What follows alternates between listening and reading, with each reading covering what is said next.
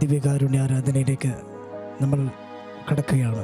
എല്ലാവരും രണ്ട് കരങ്ങളെയും ഉയർത്തി സ്വതന്ത്രമായി സ്തുതിച്ചുകൊണ്ട് ഈശോയെ നമുക്ക് സ്വീകരിക്കാം. ഹല്ലേലൂയ ഹല്ലേലൂയ ഹല്ലേലൂയ ഹല്ലേലൂയ. യേശുവേ ഹല്ലേലൂയ, യേശുവേ ആരാധന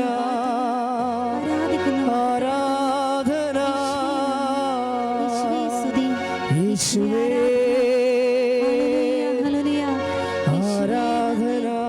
എഴുന്നള്ളി വരുന്ന യേശുവിനെ കണ്ടുകൊണ്ട് എല്ലാവരും ചേർന്ന് സ്തുതിച്ച് ആരാധിക്കട്ടെ. ഹല്ലേലൂയ ഹല്ലേലൂയ ഹല്ലേലൂയ ഹല്ലേലൂയ. യേശുവേ നന്ദി. ഹല്ലേലൂയ. മരണത്തെ ജയിച്ച് എഴുന്നേറ്റവൻ ഇതാ നമ്മളൊപ്പം. ഹല്ലേലൂയ. എല്ലാവരും സ്തുതിക്കട്ടെ. ഹല്ലേലൂയ. എല്ലാ മുട്ടും അവന്റെ മുൻപിൽ മടങ്ങും. ഹല്ലേലൂയ. എല്ലാ നാവും ഹല്ലേലൂയ പാടി സ്തുതിക്കും. ഹല്ലേലൂയ ഹല്ലേലൂയ ഹല്ലേലൂയ ഹല്ലേലൂയ. യേശുവേ നന്ദി നന്ദി നന്ദി. ഹല്ലേലൂയ ഹല്ലേലൂയ.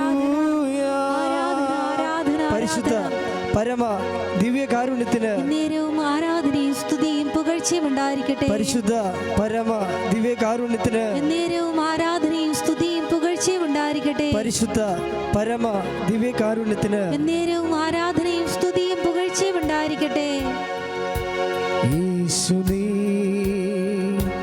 യേശുവേ മരണത്തെ ജയിച്ചെഴുന്നേറ്റവൻ. യേശുവേ യേശുവേ മരണത്തെ ജയിച്ചെഴുന്നേറ്റവൻ.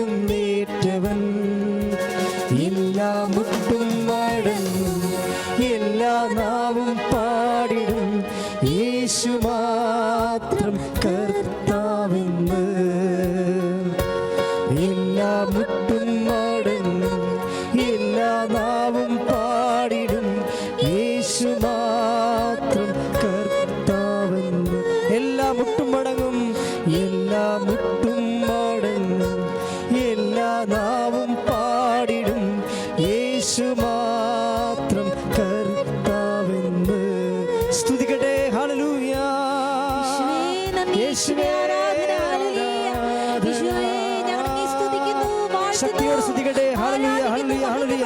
പരിശുദ്ധ പരമ ദിവ്യകാരുണ്യത്തിന് എന്നേരവും ആരാധനയും സ്തുതിയും പുകഴ്ചയും ഉണ്ടായിരിക്കട്ടെ. ഹല്ലേലൂയ ഹല്ലേലൂയ ഹല്ലേലൂയ. യേശുവേ നന്ദി നന്ദി നന്ദി. ഹല്ലേലൂയ ഹല്ലേലൂയ ഹല്ലേലൂയ ഹല്ലേലൂയ. യേശുവേ നന്ദി. ഹല്ലേലൂയ ഹല്ലേലൂയ ഹല്ലേലൂയ ഹല്ലേലൂയ ഹല്ലേലൂയ. സ്തുതിയും സ്തോത്രവും എന്നും സ്വീകരിപ്പാൻ യോഗ്യനായോ നീ. പടാം. സ്തുതിയും സ്തോത്രവും എന്നും സ്വീകരിപ്പാൻ യോഗ്യനായോ നീ. കരങ്ങൾ ഉയർത്തി.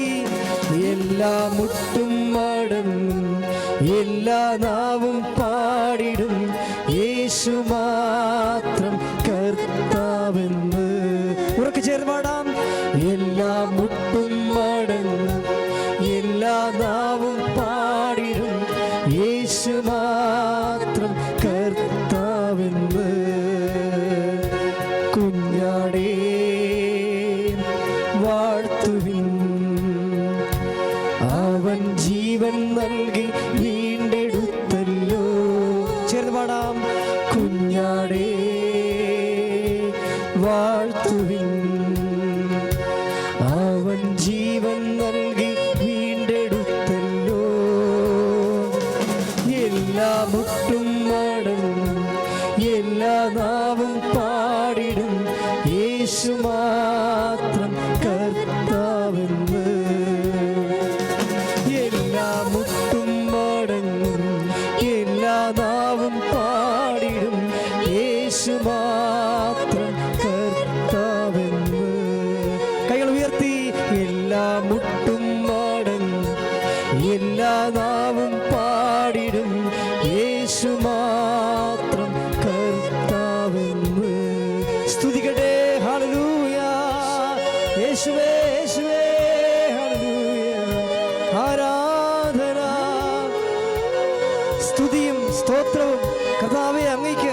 Hallelujah hallelujah. എല്ലാവരും ചേർന്ന് സ്തുതിക്കട്ടെ. ഹല്ലേലൂയ. എല്ലാ സ്തുതികൾക്കും യോഗ്യനാണവൻ. അവനെ സ്തുതിക്കട്ടെ. ഹല്ലേലൂയ. യേശുവേ ആരാധന ആരാധന ആരാധന. ഹല്ലേലൂയ ഹല്ലേലൂയ ഹല്ലേലൂയ. യേശുവേ സ്തുതി സ്തുതി സ്തുതി. ഹല്ലേലൂയ യേശുവേ.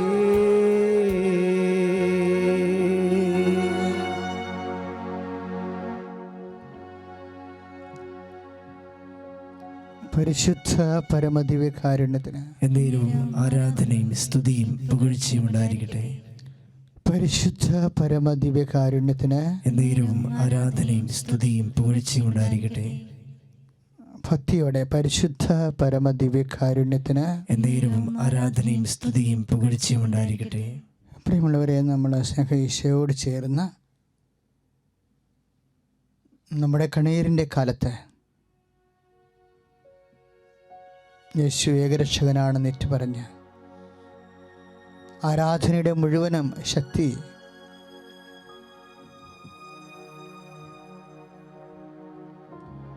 എൻ്റെ കർത്താവേ, എൻ്റെ ദൈവമേ എന്ന് വിളിച്ചുകൊണ്ട് അപ്പോസ്തലന്മാർ അവനെ ആരാധിച്ചതുപോലെ ആരാധനയുടെ മുഴുവൻ ശക്തി കർത്താവിനെ എൻ്റെ കർത്താവേ, എൻ്റെ ദൈവമേ എന്ന് വിളിച്ച് ആരാധിക്കുമ്പോഴാണ്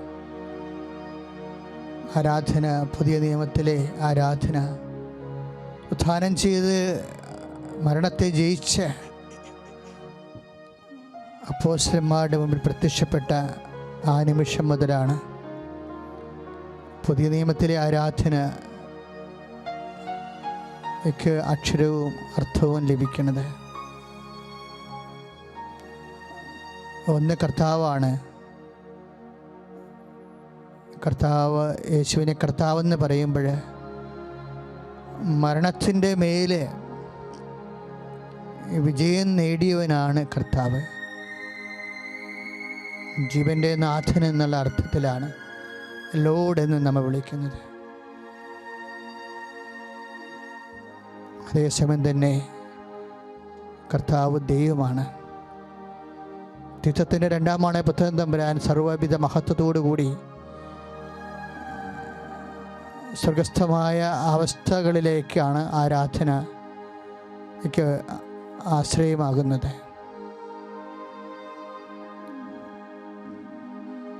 ഞാനാണ് ആരാധിക്കുന്നതിൻ്റെ കാരണം കർത്താവ് എൻ്റെതാണെന്ന് തന്നെയാണ്. എൻ്റെ സ്വകാര്യമായ ആത്മബന്ധത്തിൻ്റെ എല്ലാ സ്നേഹം എല്ലാം എൻ്റെ ഒരു ആരാധനയുടെ ഒരു അഡറേഷൻ, ഒരു പേഴ്സണൽ ഡൈമെൻഷനുണ്ട്. അല്ലാതെ ഒരു പ്രാതിഭാസികമായിട്ടുള്ള ദൈവത്തെ എനിക്ക് പ്രത്യേകിച്ച് സൃഷ്ടിയുമെന്നതിനേക്കാളുപരി എനിക്ക് വേണ്ടി എന്നെ വീണ്ടെടുത്തവൻ എന്ന രീതിയിൽ എനിക്കൊരു വ്യക്തിപരമായ ആത്മബന്ധമാണ് ഈശോയോടുള്ളത്. കാര്യം അവൻ എനിക്ക് വേണ്ടിയാണ് വെറുമയായി തീർന്നത്. അവൻ എനിക്ക് വേണ്ടി തന്നെയാണ് ഉയർത്തെഴുന്നേറ്റത്. അവൻ എനിക്ക് വേണ്ടിയാണ് വീണ്ടും വരുന്നത്. അതെല്ലാം ആ വ്യക്തി ആത്മാവിൻ്റെ സന്തോഷവും ആരാധനയുമൊക്കെ ആ ഒറ്റ വാക്കിലെ തോമാശ്ലീഹയുടെ ആ ഒറ്റ വാക്കിലുണ്ട്. പുതിയ നിയമത്തിന് ആരാധന പഠിപ്പിച്ച ആളാണ് തോമസ് അപ്പോസ്തലൻ.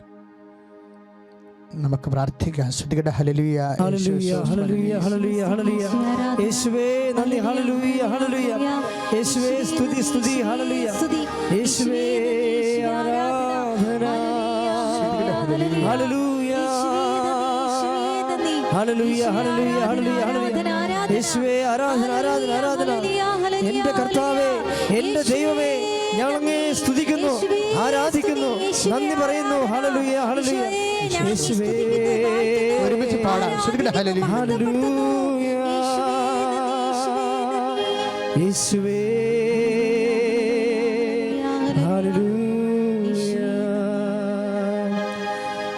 പരിശുദ്ധാമ്മ ജീവനോടെ പ്രത്യക്ഷപ്പെട്ട ഈ സന്നിധിയിൽ വന്ന് സാക്ഷ്യം പറയാൻ സാധിച്ചതിന് ഞാൻ അമ്മയ്ക്കും തിരുക്കുമാരനും കോടാനുകോടി നന്ദി പറയുന്നു. ഞാൻ 2024 സെപ്റ്റംബറിലാണ് ഉടമ്പടി എടുത്തത്. ആദ്യമൊന്നും എനിക്ക് മാതാവിൽ വിശ്വാസം ഇല്ലായിരുന്നു.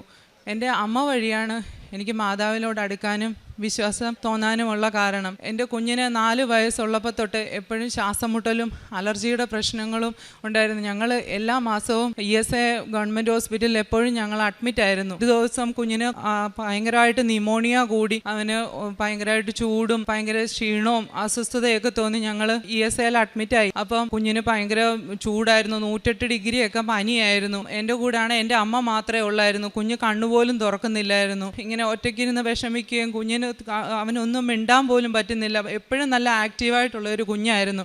അവനങ്ങ് ഭയങ്കര ക്ഷീണവും തളർച്ചയും കണ്ണുപോലും തുറക്കാൻ മേലാത്ത അവസ്ഥയാണ്. ഡോക്ടർമാർ പോലും പറഞ്ഞു എന്താ ചെയ്യേണ്ടത്, നമുക്ക് പ്രാർത്ഥിക്കാം, ടെസ്റ്റുകളൊക്കെ നടത്താം എന്ന് പറഞ്ഞു. അപ്പം 3 കിലോമീറ്റർ അപ്പുറമായിരുന്നു ടെസ്റ്റുകൾക്കുള്ള റിസൾട്ടുകളൊക്കെ കിട്ടുന്നത്. പൊടിപ്പാറ എന്ന് പറയുന്ന സ്ഥലത്തായിരുന്നു. അപ്പം അമ്മ ടെസ്റ്റിന് റിസൾട്ട് മേടിക്കാൻ പോയി. അപ്പോഴത്തേക്ക് കുഞ്ഞങ്ങ് കണ്ണൊക്കെ അങ്ങ് പുറകോട്ട് പോയി, അങ്ങ് തളർന്നങ്ങ് പോയി. അപ്പം എനിക്ക് ഭയങ്കര വിഷമമായി. ഞാനിരുന്ന് കരയോ, എന്ത് ചെയ്യണമെന്ന് ഒരു ധൈര്യം ഇല്ലായിരുന്നു. തീ പോലെ ചൂടുമായിരുന്നു. അമ്മയെ ഫോൺ വിളിച്ചു, അമ്മേ എന്നോട് പെട്ടെന്നൊന്ന് വരാമോ, ഞാൻ എന്താ ചെയ്യേണ്ടതെന്ന് എനിക്കറിയത്തില്ല, കുഞ്ഞങ്ങ് ക്ഷീണിച്ച് തളർന്നു പോവുക. അപ്പോൾ അമ്മ പറഞ്ഞു, മോനെ നീ വിഷമിക്കണ്ട, മാതാവ് നിൻ്റെ അടുക്കലോട്ട് വരുന്നുണ്ട്, നീ പേടിക്കല്ല്, നീ ധൈര്യമായിട്ടിരി, കുഞ്ഞ് നിന്നെ കണ്ടു കഴിഞ്ഞാൽ അവൻ പിന്നെ തളർന്നു പോകുമെന്ന് പറഞ്ഞു. അപ്പം ഞാൻ എങ്ങനെയോ ഒരു ധൈര്യം എനിക്ക് കിട്ടി. അപ്പോഴത്തേക്കിനും ഒരു 5 മിനിറ്റ് കഴിഞ്ഞപ്പോഴത്തേക്കിനും ഒരു കൊച്ച് അവിടെ വന്നു. അത് സ്കൂളിൽ എന്തോ പഠിപ്പിക്കുകയാണെന്ന് പറഞ്ഞു. എൻ്റെ അടുക്ക വന്നിട്ട് എന്നോട് ചോദിച്ചു, ഞാൻ കൃപാസനത്തിൽ നിന്ന് വരുവാ എന്ന് എന്നോട് പറഞ്ഞു. അപ്പം മോൻ എന്താ പറ്റി ചേച്ചി എന്ന് ചോദിച്ചു. അപ്പം ഞാൻ പറഞ്ഞു, എൻ്റെ മോന് പനി കൂടിയതാ, ന്യൂമോണിയയാണ്, അവൻ മിണ്ടുന്നുമില്ല, സംസാരിക്കുന്നില്ല, ഭയങ്കര ചൂടും മാറുന്നില്ല. അപ്പം എൻ്റെ കയ്യിൽ മാതാവിൻ്റെ ഉപ്പും തൈലവും പിന്നെ അപ്പം ഞാനതൊക്കെ ആദ്യമായിട്ടാണ് കാണുന്നത്. എൻ്റെ അമ്മയുടെ കയ്യിലും അതുണ്ട്. അമ്മ എന്നോട് പറയായിരുന്നു, മോനെ കുഞ്ഞുങ്ങൾക്ക് അത് കൊടുക്കണമെന്ന് പറയുമ്പോൾ എനിക്ക് വിശ്വാസം ഇല്ലായിരുന്നു. മരുന്ന് കൊടുത്താലല്ലേ അസുഖം മാറുള്ളൂ, ഉപ്പും തേനും എങ്ങനെയാണ് അസുഖം മാറ്റുന്നതെന്ന് ഞാൻ അമ്മയോട് ചോദിച്ചിട്ടുണ്ട്. അപ്പോൾ ആ കുട്ടി എന്നോട് വന്ന് പറഞ്ഞു, ചേച്ചി വിശ്വസിച്ച് ഇത് കൊടുക്കുക, ഒത്തിരി പേർക്ക് അസുഖങ്ങളൊക്കെ മാറ്റിയിട്ടുള്ള മാതാവാണ്, ചേച്ചി പ്രാർത്ഥിക്കുമെന്ന് പറഞ്ഞു. ഞാൻ എന്നിട്ട് കുഞ്ഞിന് ആ ഉപ്പും തേനും കൊടുത്ത് കാശ് രൂപ അവൻ്റെ തലയ്ക്ക് വെച്ച്, ആ കുട്ടി ഒരു പത്രവും എൻ്റെ കയ്യിൽ തന്നായിരുന്നു, അത് അവൻ്റെ തലേണയുടെ അടിയിൽ വെച്ചു. ഞാൻ പ്രാർത്ഥിച്ചു. കുറച്ച് കഴിഞ്ഞ് ഒരു അരമണിക്കൂറൊക്കെ കഴിഞ്ഞപ്പോഴത്തേക്കിനും 108 ഡിഗ്രി മാറി 106 ഡിഗ്രിയായി, പിന്നെ 102 ഡിഗ്രിയായി. അവൻ്റെ ചൂട് പതിയെ വിടാൻ തുടങ്ങി. പിന്നെ അവൻ എണീറ്റിരിക്കാൻ തുടങ്ങി. 1 മണിക്കൂർ കഴിഞ്ഞപ്പോഴത്തേക്കിനും അവനാകെ ഉഷാറായി. അങ്ങനെ അവൻ്റെ ബ്ലഡ് ടെസ്റ്റൊക്കെ ചെയ്യാനായിട്ട് പിന്നെ അവനെ നടത്തിക്കൊണ്ടാണ് ഞങ്ങൾ പോയത്. അപ്പോൾ ആ കുട്ടി ശരിക്കും മാതാവാണെന്നാണ് എൻ്റെ ഒരു വിശ്വാസം. അത് കഴിഞ്ഞ് പിറ്റേ ദിവസം ആയപ്പോഴത്തേക്കിനും അവൻ നല്ലപോലെ കുറയുകയും അവൻ്റെ അസുഖം പാടെ ഒരുമാതിരി നല്ലപോലെ മാറി. അപ്പോൾ പിറ്റേ ദിവസം ആ കുട്ടി അവിടെ വന്നിട്ട് എന്നോട് പറഞ്ഞു, ആദിത്യ മോനെ, ചേച്ചി ഇന്നലെ വന്നായിരുന്നു, നീ ഓർക്കുന്നുണ്ടോ എന്ന് ചോദിച്ചു. അപ്പം അവനന്നേരം ഒരു ഓർമ്മയൊന്നും ഇല്ലായിരുന്നു. അന്നേരം അവനിങ്ങനെ നോക്കി ചിരിച്ചു. മോനെ നിനക്കൊരു കുഴപ്പവും ഇല്ലടാ, ഞാൻ അവിടെ പോയി അച്ഛനോട് പറഞ്ഞ് നിൻ്റെ കാര്യം പ്രാർത്ഥിച്ചായിരുന്നു, ഇനി നീ തൈലവും ഉപ്പും ഒക്കെ ഉപയോഗിക്കണം, നിനക്കൊരു കുഴപ്പവും വരികയില്ല എന്ന് പറഞ്ഞ് പ്രാർത്ഥിച്ചു. ഇപ്പം എൻ്റെ മോൻ 8 വയസ്സുണ്ട്. അതിൽ പിന്നെ ഇതുവരെ അവന് ശ്വാസം മുട്ടലോ അങ്ങനെ ഒരു അഡ്മിറ്റ് ആവേണ്ട ഒരു അവസ്ഥ ഞങ്ങൾക്ക് ഉണ്ടായിട്ടില്ല. അപ്പം മാതാവിൻ്റെ മധ്യസ്ഥതയിലൂടെ യേശു മാറ്റിത്തന്നാണെന്നാണ് എൻ്റെ വിശ്വാസം. എൻ്റെ കുഞ്ഞ് ഇപ്പോഴും നല്ല ഉഷാറായിട്ടിരിക്കുന്നത് മാതാവിൻ്റെ മധ്യസ്ഥ പ്രാർത്ഥനയോടെ വേണമെന്നാണ് എൻ്റെ വിശ്വാസം. അതുപോലെ തന്നെ ഞങ്ങളുടെ വീടെന്ന് പറയുന്ന ഒരു റോഡ് സൈഡിലാണ്. അപ്പോൾ അവിടെ ഭയങ്കര ഒരുപാട് ഇറച്ചിക്കടകളും ഹോട്ടലും ഒക്കെ ഉണ്ട്. അപ്പോൾ ഭയങ്കര പട്ടിശല്യമാണ്. ഒരു 7-8 പട്ടികൾ ഞങ്ങളെ മുറ്റത്തൂടുള്ള സ്റ്റെയർ, പെരയുടെ മുകളിലോട്ടുള്ള സ്റ്റെയർ മുറ്റത്തൂടെ ആയിരുന്നു, പുറയിലൂടെ ആയിരുന്നു. അപ്പം ഒരു 6-7 പട്ടിയെങ്കിലും ഞങ്ങളുടെ പെരയുടെ മുകളിൽ കാണും. രാത്രി ആകുമ്പോഴത്തേക്ക് ഭയങ്കര ഓലിയാടിയിലും കൂവലും ഒക്കെയാണ്. കുഞ്ഞുങ്ങൾ പേടിച്ച് എണീറ്റിരുന്ന് രാത്രി ഭയങ്കര കരച്ചിലും, അമ്മ പേടി, അമ്മ എന്താ ചെയ്യേണ്ടതെന്ന് അറിയത്തില്ല. ഞാനപ്പം അവിടെ അങ്ങോട്ട് സ്റ്റെയറിൻ്റെ അവിടെ കമ്പ് കെട്ടുകയും ഓരോ കാര്യങ്ങൾ ചെയ്തു. പക്ഷേ അതെല്ലാം നശിപ്പിച്ച് പിന്നെയും ഭയങ്കര പട്ടിശല്യമായിരുന്നു. പറമ്പ് തോറും ഞങ്ങളുടെ രാവിലെ എണീറ്റ് വരുന്ന സമയത്ത് ഞങ്ങളുടെ കാർപോർച്ചിലും തിണ്ണയിലും ഒക്കെ പട്ടിയായിരുന്നു. ഞാൻ ഉപ്പിട്ട് മാതാവിനോട് പ്രാർത്ഥിച്ചു, മാതാവ് ഇനി ഇതിവിടെ കയറി വരല്ലേ, എൻ്റെ കുഞ്ഞുങ്ങൾക്കും എനിക്കും പേടിയാണ്, ഇനി ഇവിടെ ഉണ്ടാവില്ലെന്ന് പറഞ്ഞതിന് ശേഷം ഞങ്ങളുടെ പറമ്പിൽ പോലും ആ പട്ടിയൊന്നും ഇതുവരെ വന്നിട്ടില്ല. അതുപോലെ തന്നെ ബാത്റൂമിലാണേലും ഞങ്ങളെങ്ങനെ വൃത്തിയായിട്ട് കാട് തെളിച്ചിട്ടാലും എങ്ങനെ വൃത്തിയായിട്ട് കഴുകിയെന്ന് പറഞ്ഞാലും പാമ്പും കുഞ്ഞുങ്ങൾ വരുമായിരുന്നു. 1, 2, 3 തവണ വന്നു. കുഞ്ഞുങ്ങൾക്ക് ഭയങ്കര പേടിയായിരുന്നു. അറ്റാച്ച്ഡ് ബാത്റൂമാണ്, ബെഡ്റൂമിലേക്ക് കയറി വരാൻ അധികം താമസമൊന്നും വേണ്ടായിരുന്നു. ഞാൻ മാതാവിൻ്റെ പ്രത്യക്ഷീകരണ പ്രാർത്ഥനയും ചൊല്ലി വിശ്വാസ പ്രമാണം ചൊല്ലി ഉപ്പിട്ടതിന് ശേഷം ഇന്ന് വരെ ഒറ്റ പാമ്പും കുഞ്ഞുങ്ങൾ ഈ 2 വർഷത്തിനോടകം ബാത്റൂമിൽ വന്നിട്ടില്ല. അതുപോലെ തന്നെ എൻ്റെ ഇടത്തെ ബ്രസ്റ്റിലായിട്ടൊരു മുഴ പോലെ ഉണ്ടായിരുന്നു. അപ്പോൾ എനിക്കത് ഭയങ്കര പേടിയും വിഷമമായിരുന്നു. ഞാൻ ഗൈനക്കോളജിയെ കാണിച്ചപ്പോൾ അവർ പറഞ്ഞു സ്കാൻ ചെയ്തിട്ട് സർജനെ കാണിക്കണമെന്ന് പറഞ്ഞു. സർജനെ കാണിച്ചപ്പോഴത്തേക്കിന് മാമോഗ്രാം ചെയ്യാൻ പറഞ്ഞു. മാമോഗ്രാം എന്നൊക്കെ കേട്ടപ്പോഴേ എൻ്റെ BP കൂടി. എനിക്ക് ഭയങ്കര പേടിയായിരുന്നു. 2 മക്കളുണ്ട്. ഞാൻ അമ്മയോട് പറഞ്ഞു, അമ്മേ ഈ പ്രായത്തിൽ അമ്മയല്ലാതെ മക്കൾക്ക് വേറെ ആരുണ്ടേലും അത് തികയുമോ? അമ്മ തന്നെ വേണം, എനിക്ക് പേടിയാ, എനിക്ക് ഒരു അസുഖം ഉണ്ടാവില്ലേ എന്ന് ഞാൻ അമ്മയോട് കരഞ്ഞ് പ്രാർത്ഥിച്ചു. മാമോഗ്രാം ചെയ്യാനായിട്ട് പോയപ്പോൾ ഡ്രസ്സിങ് റൂമിൻ്റെ അവിടെ എന്നേക്കാൾ വലിയൊരു രൂപം എനിക്കിങ്ങനെ കണ്ടു. ഞാനിങ്ങനെ മേളോട്ട് നോക്കി, വലിയൊരു രൂപം മാതാവിൻ്റെ. അപ്പം ഞാൻ മാതാവിനോട് പ്രാർത്ഥിച്ചു, മാതാവ് എനിക്കൊരു കുഴപ്പം ഉണ്ടായിരിക്കല്ലേ, ഞാൻ മാമോഗ്രാം ചെയ്യാൻ പോവുകയാണ്. ചെയ്തിട്ട് അപ്പോൾ ചെയ്തുകൊണ്ടിരുന്ന സമയത്ത് ആ ഡോക്ടർ എന്നോട് പറഞ്ഞു, ചേച്ചി എവിടെയാണ് മുഴ, എവിടെയാണ്, ഞാനൊന്നും കാണുന്നില്ലല്ലോ. അപ്പോൾ എനിക്ക് മനസ്സിലായി മാതാവ് ഇടപെട്ട് യേശു അതെനിക്ക് മാറ്റി തന്നതാണെന്ന് എനിക്ക് മനസ്സിലായി. ഇപ്പോൾ എൻ്റെ പ്രശ്നമാണ്, ഒരു തടിപ്പ് പോലും എനിക്ക് കാണാനില്ല. ചെറിയൊരു തടിപ്പ് പോലെ തോന്നുന്നുണ്ട്, അത് ഫാറ്റ് ഇഷ്യൂ കൊണ്ടുള്ളതാണ്, അല്ലാതെ ചേച്ചി പേടിക്കേണ്ടതായിട്ടുള്ള ഒരു പ്രശ്നവും ഇല്ല എന്ന് പറഞ്ഞു. അത് ഞാൻ അമ്മയോട് പറഞ്ഞായിരുന്നു, അമ്മയെ ഞാൻ വന്ന സാക്ഷ്യം പറഞ്ഞോളാം, എനിക്കെൻ്റെ മക്കളെ വളർത്തണം, എനിക്കൊരു അബദ്ധം വരുത്തല്ലേ എന്ന് മാതാവിനോട് ഞാൻ പ്രാർത്ഥിച്ചായിരുന്നു. ഇത്രയും കാര്യങ്ങളൊക്കെ എനിക്ക് അമ്മ വഴിയുള്ള മധ്യസ്ഥത വഴി യേശു സഹായിച്ചതെന്നാണെന്ന് തന്നെയാണ് എൻ്റെ വിശ്വാസം. അതുപോലെ തന്നെ ഞാൻ പത്രം കൊടുക്കാറുള്ളപ്പം എല്ലാം പ്രാർത്ഥിച്ച് 10 മിനിറ്റോളം മാതാവിനെക്കുറിച്ച് പറഞ്ഞതിന് ശേഷമാണ് ഞാൻ പത്രം കൊടുക്കാറുള്ളത്. പത്രം കൊടുത്തിട്ടുള്ളപ്പോൾ ഒന്നും ആരും നിരസിച്ചിട്ടില്ല. അത് എനിക്കൊരു ഭയങ്കര ഒരു സന്തോഷമുള്ളൊരു കാര്യമാണ്. പത്രം വാങ്ങിക്കുന്ന എല്ലാവരും ഒരുപാട് സ്നേഹത്തോടെയും സന്തോഷത്തോടെയാണ് മാതാവിൻ്റെ പത്രം എൻ്റെ നിന്ന് വാങ്ങിച്ചിട്ടുള്ളത്. അതുപോലെ തന്നെ എനിക്കിപ്പോൾ ഒരു ജോലിയില്ല, എന്നാലും എന്നാൽ കഴിവത് ഞാൻ മറ്റുള്ളവരെ എല്ലാവരെയും സഹായിക്കാറുണ്ട്. ഗവൺമെൻറ് ആശുപത്രികളിൽ പോകാറും ചോറും പൊതി കൊണ്ട് കൊടുക്കാറും ഒക്കെ ഉണ്ട്. വയ്യാത്തവർക്ക് പൈസ കൊടുക്കുകയും ഒക്കെ ചെയ്യും. അപ്പോൾ എൻ്റെ തലയിൽ കൈവച്ച് അവരൊക്കെ അനുഗ്രഹിച്ചിട്ടുണ്ട്. അപ്പോൾ അതെനിക്ക് ഭയങ്കര ഒരു സന്തോഷമാണ്. അതൊക്കെ ഉടമ്പടി ജീവിച്ചതിന് ശേഷമാണ് എനിക്കതൊക്കെ ചെയ്യാൻ സാധിച്ചത്. ആദ്യമൊന്നും അങ്ങനെയൊന്നും അല്ലായിരുന്നു. എന്തിനാ എനിക്ക് ഉള്ളതുപോലെ ഉള്ളതിൻ്റെ ഒരു 100 രൂപയാണെങ്കിലും ഒരു 50 രൂപ മറ്റുള്ളവർക്ക് കൊടുക്കുമ്പോൾ ആ ഒരു സന്തോഷം, ആ ഒരു തൃപ്തി തന്നെയാണ്. ഉടമ്പടിയിലിരിക്കുമ്പോൾ നമുക്ക് വലിയൊരു സംരക്ഷണ കവചം നമുക്ക് ചുറ്റുമുണ്ട്. നമുക്ക് കാര്യങ്ങൾ സാധിച്ചു തരുന്നോ എന്നുള്ളതല്ല, നമുക്ക് മാതാവിനെ പ്രാർത്ഥിക്കാൻ പറ്റുക, യേശുവിൻ്റെ നിന്നുള്ള അനുഗ്രഹങ്ങൾ മാതാവ് വഴി നമുക്ക് നേടിക്കിട്ടുന്ന അതൊരു ഭയങ്കര ഒരു സന്തോഷമുള്ളൊരു കാര്യം തന്നെയാണ്. അതുപോലെ തന്നെ എൻ്റെ കൂട്ടുകാർക്കാണേലും വയ്യാതെ ആര് വന്നാലും എന്തെല്ലാം കാര്യങ്ങൾ പറഞ്ഞാലും ഞാനതെല്ലാം അവർക്ക് വേണ്ടി എല്ലാം പ്രാർത്ഥിക്കാറുണ്ടായിരുന്നു. അവരുടെ എല്ലാം കാര്യങ്ങളും മാതാവ് വഴി സാധിക്കാറുണ്ട്. എൻ്റെ കൂട്ടുകാരൊക്കെ ആണെങ്കിലും വന്ന് പറയാറുണ്ട്, ഞങ്ങൾക്കും ഇനി മാതാവിൻ്റെ അടുക്ക പോകണം, നിൻ്റെ കാര്യങ്ങളൊക്കെ കേട്ടപ്പം, നീ സാക്ഷ്യം പറയാൻ പോകുന്ന കേട്ടപ്പം ഞങ്ങൾക്കെല്ലാം ഭയങ്കര ഒരു ധൈര്യമാണ്. നിന്നോട് വന്ന് പറഞ്ഞാൽ മാതാവ് കേൾക്കും, നീ പ്രാർത്ഥിച്ചാൽ യേശു അത് നടത്തി തരും എന്നൊരു വിശ്വാസമാണ്. അപ്പം ഒത്തിരി പേരോട് ഞാൻ മാതാവിനെക്കുറിച്ച് ഒരുപാട് പറയാറുണ്ട്. അതെല്ലാം എനിക്ക് സഹായിച്ചു തന്നത് ഈ കൃപാസനത്തിൽ വന്നതിന് ശേഷമാണ്. മാതാവിനും ഈശോയ്ക്കും 1 കോടി നന്ദി പറയുന്നു. അമ്മ മാതാവിനും ഈശോയ്ക്കും 1000 നന്ദി. അമ്മയുടെ പ്രത്യക്ഷീകരണത്തിന് സാക്ഷിയായി ഞങ്ങളെ ഉയർത്തിയതിന് കോടാനുകോടി നന്ദി പറയുന്നു. എൻ്റെ പേര് സിന്ധു. ഞങ്ങൾ കോട്ടയം ജില്ലയിലെ ചാമക്കാലയിൽ നിന്ന് വരുന്നു. എൻ്റെ മകൾ അമലു. ഞങ്ങൾ ഉടമ്പടി എടുക്കാനുള്ള കാരണം, എൻ്റെ മകൾക്ക് നഴ്സിങ്ങിന് പഠിക്കുവാൻ പോയപ്പോൾ തൊട്ട് ഭയങ്കര ബുദ്ധിമുട്ടായിരുന്നു. അതുപോലെ എൻ്റെ ഭർത്താവിൻ്റെ പാർക്കിൻസൺസ് രോഗം, അതാണ് മെയിനായിട്ട് ഞങ്ങൾ ഉടമ്പടി എടുക്കുവാനുണ്ടായ കാരണം. മകളുടെ സാക്ഷ്യം മകൾ തന്നെ പറയും. എൻ്റെ ഭർത്താവിന് പാർക്കിൻസൺസ് രോഗമായിട്ട് 15 വർഷമായിട്ട് ആകെ വയ്യാതിരിക്കുകയായിരുന്നു. ഒത്തിരി ട്രീറ്റ്മെൻറ്റ് ചെയ്തു, മരുന്ന് കഴിച്ചുകൊണ്ടിരിക്കുകയായിരുന്നു. അപ്പോൾ ഇവിടെ വന്ന് ഉടമ്പടി എടുത്തതിൻ്റെ ഫലമായിട്ട് ഓപ്പറേഷൻ ചെയ്യുവാൻ സാധിച്ചു. അതിന് 17 ലക്ഷം രൂപ ചിലവാകുമായിരുന്നു. ഡോക്ടർ 17 ലക്ഷം രൂപ വേണമെന്ന് എഴുതി തന്നു. ഞങ്ങളെക്കൊണ്ട് അത് ഒട്ടും സാധിക്കുന്ന കാര്യമല്ലായിരുന്നു. ഞങ്ങളൊരു സാധാരണ ഫാമിലിയിൽപ്പെട്ടവരായിരുന്നു. അതിൻ്റെ ഉടമ്പടി എടുത്ത് പ്രാർത്ഥിച്ചതിൻ്റെ ഫലമായി നേർച്ച വസ്തുക്കളുടെ ഉപയോഗത്താൽ ഭർത്താവിന് ഓപ്പറേഷന് ഉള്ള പൈസ ഞങ്ങളുടെ ബന്ധുക്കളും ഇടവകയിൽ നിന്നും ഞങ്ങൾക്ക് പെട്ടെന്ന് തന്നെ റെഡിയാകുകയായിരുന്നു. 1 മാസം കൊണ്ട് തന്നെ പലരിൽ നിന്ന് ഞങ്ങൾക്ക് അത് ദൈവത്തിൻ്റെ ഓരോ ആൾക്കാർ വന്ന് ഞങ്ങളെ സഹായിക്കുകയായിരുന്നു.